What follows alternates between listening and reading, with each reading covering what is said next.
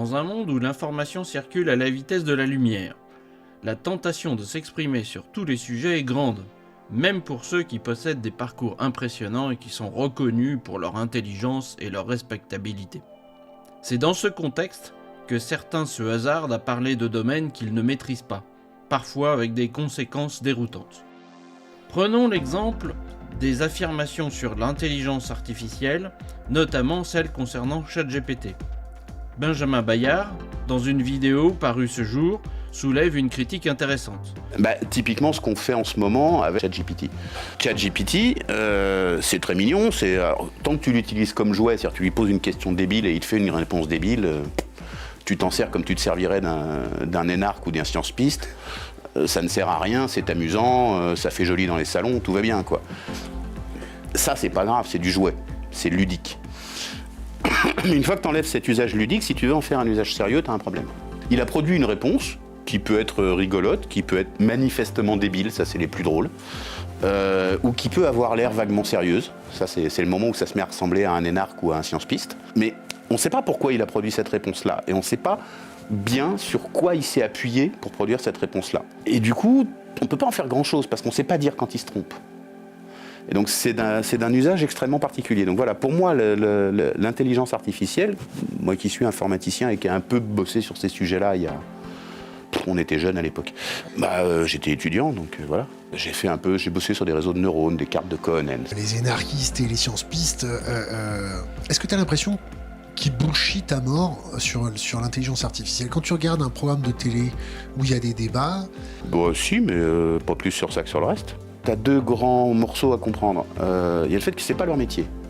Donc je dirais à part ce qu'ils ont pu comprendre de ce qu'ils ont lu sur le sujet, sachant qu'ils n'y ont pas passé des milliers d'heures, qu'ils ont autre chose à faire, ils arrivent quand même en moyenne à poser des questions qui sont pas toujours complètement idiotes, ce qui est, je trouve, pas mal quand on vient pas du secteur, quoi, mais qui mélangent des réalités, des fantasmes, et où ils savent pas bien faire le tri entre les deux. Mais c'est comme ça dans tous les domaines un peu pointus, tu vois, c'est pas complètement surprenant, et les journalistes peuvent pas être spécialistes en tout.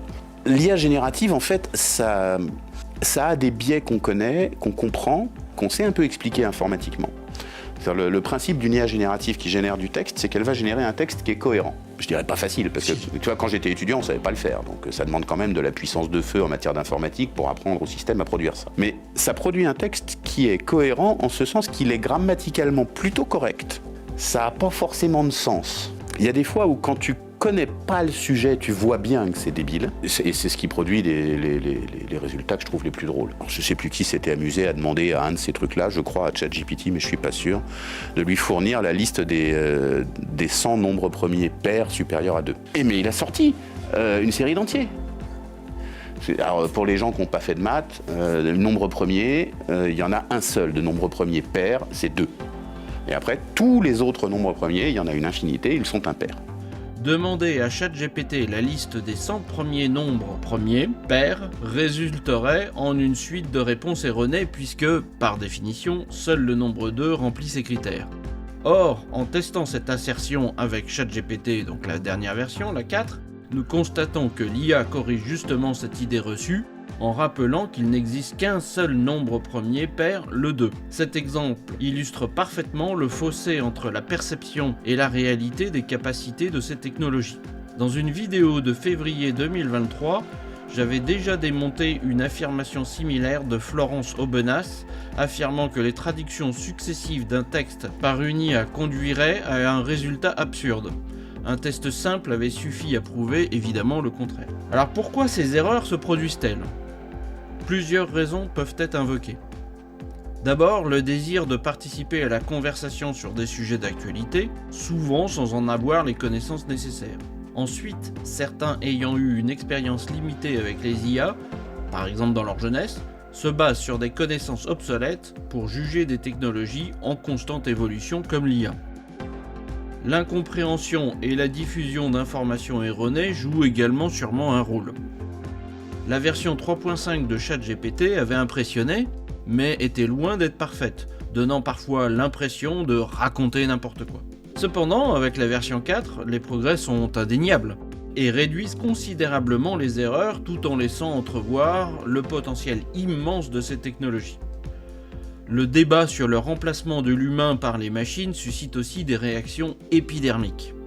Beaucoup se refusent de considérer l'IA objectivement, préférant s'accrocher à l'idée que la technologie ne remplacera jamais totalement l'humain.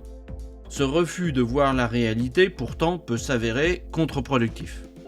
Face à la rapidité des avancées dans le domaine de l'IA, il est crucial de rester prudent dans nos affirmations. L'erreur est humaine, certes, mais dans le cas de l'IA, elle peut rapidement être dépassée par les faits. Ainsi, il est sage d'admettre ses limites et de reconnaître que, malgré nos opinions, nous ne sommes pas toujours les mieux placés pour juger d'un sujet. En conclusion, cette exploration nous amène à une réflexion bien plus large sur notre rapport à la connaissance et à l'humilité. Admettre je ne sais pas est non seulement un signe d'honnêteté intellectuelle, mais aussi une invitation à apprendre et à évoluer. Dans un monde où l'expertise est souvent mise à l'épreuve par l'évolution rapide des technologies, adopter cette posture peut s'avérer être la clé d'une compréhension plus profonde et plus authentique des enjeux actuels.